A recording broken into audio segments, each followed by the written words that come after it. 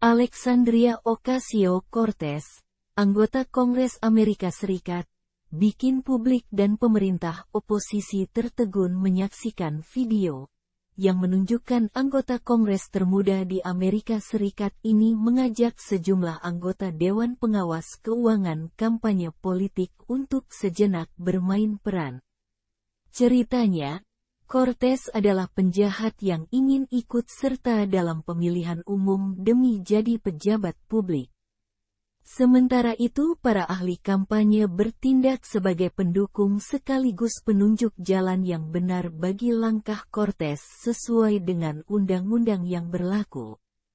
Cortez berkata, "Aku ingin mencalonkan diri lewat kampanye yang sepenuhnya didanai oleh perusahaan besar. Apakah ada yang bisa menghalangi hal itu?" Herbert Flines, pengawas dana kampanye, menjawab, "Tidak." Cortez berkata lagi, "Aku sudah terpilih jadi politisi dan ingin jadi kaya tanpa kerja keras. Adakah hal yang menghalangiku untuk punya saham di berbagai perusahaan besar dan membuat regulasi soal industri tersebut yang bikin harga saham terus meningkat?" Herbert menjawab lagi, "Ya, kamu bisa membuat aturan semacam itu." Cortez kembali berkata, "Oke, jadi sekarang kita punya sistem fundamental yang sangat buruk, yang melegalkan seseorang untuk bisa jadi pejabat sewenang-wenang." Alexandria Ocasio-Cortez, sering disingkat sebagai AOC, adalah salah satu politikus muda yang telah mencuri perhatian dunia politik Amerika Serikat.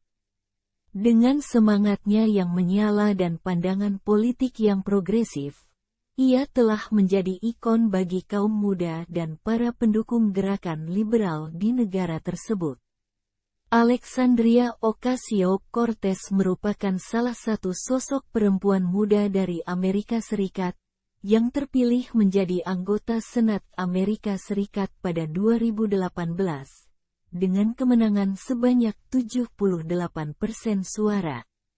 Kemenangannya berhasil mengalahkan petahana dari Partai Demokrat, yaitu Joseph Crowley. Ia memenangkan kursi dengan mewakili distrik Kongres ke-14 New York, yang mencakup bagian dari Bronx dan Queens, setelah menjalankan kampanye akar rumput dengan menyoroti fokus pada agenda politik progresif. Ocasio-Cortez lahir pada tanggal 13 Oktober tahun 1989 di New York City. Ia dibesarkan di Bronx, sebuah distrik di New York yang terkenal dengan keragaman etnis dan sosialnya. Latar belakangnya yang sederhana memengaruhi pandangan politiknya yang kuat terkait isu-isu seperti kesetaraan ekonomi, perubahan iklim, dan hak-hak imigran. Perempuan yang lahir dan dibesarkan di Bronx ini merupakan anak dari pasangan Sergio Ocasio-Roman, seorang arsitek, dan Blanca Ocasio-Cortez. Namun, ayahnya telah meninggal saat AOC ini baru menginjak tahun kedua saat kuliah di Universitas Boston. Alexandria Ocasio-Cortez memiliki seorang saudara laki-laki yang bernama Gabriel Ocasio-Cortez. Sebelum memasuki dunia politik, Ocasio-Cortez memiliki latar belakang akademik yang kuat. Ia lulus dengan gelar sarjana dalam bidang ekonomi dan hubungan internasional dari Universitas Boston. Saat menempuh pendidikan, AOC termasuk anak yang cerdas dan aktif di kampusnya.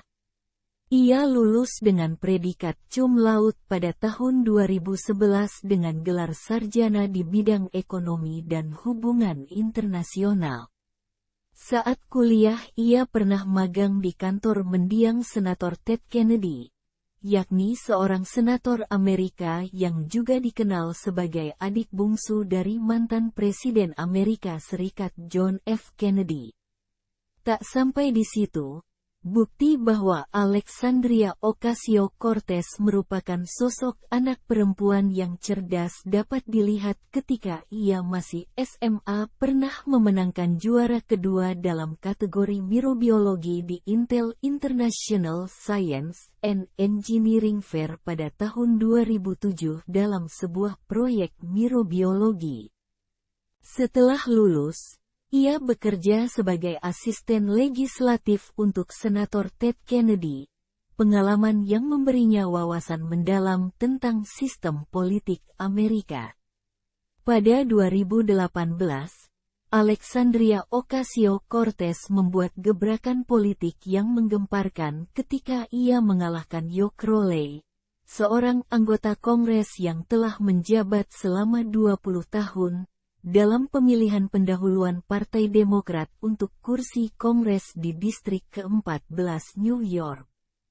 Kemenangan mengejutkan ini menciptakan gelombang kejutan dalam politik AS dan menempatkan Ocasio-Cortez dalam sorotan publik secara nasional. Tak banyak orang yang mengikuti pencalonan Ocasio-Cortez dalam pemilihan tersebut karena banyak pihak memperkirakan Crowley, yang merupakan salah satu pimpinan faksi Demokrat di DPR, akan menang mudah. Masyarakat siap dengan gerakan ekonomi dan keadilan sosial. Ocasio-Cortez yang tidak pernah menduduki jabatan di pemerintahan dan pencalonannya tidak banyak menarik perhatian media. Ocasio-Cortez mengatakan bahwa ia tidak memiliki cukup uang untuk melakukan jajak pendapat dalam persaingan itu, tetapi yakin bahwa pesannya dapat diterima. Karena dia tinggal di komunitas ini, sehingga dia merasa bisa mengelola komunitas ini.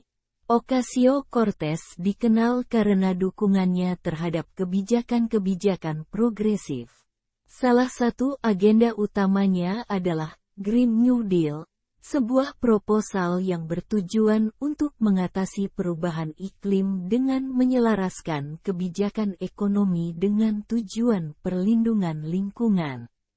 Ia juga vokal dalam memperjuangkan sistem perawatan kesehatan universal, pendidikan tinggi gratis, dan reformasi imigrasi. Selain itu, Ocasio-Cortez merupakan pendukung yang vokal bagi gerakan Defund the Police, yang menyerukan pengurangan anggaran polisi dan realokasi dana untuk program-program sosial dan layanan masyarakat.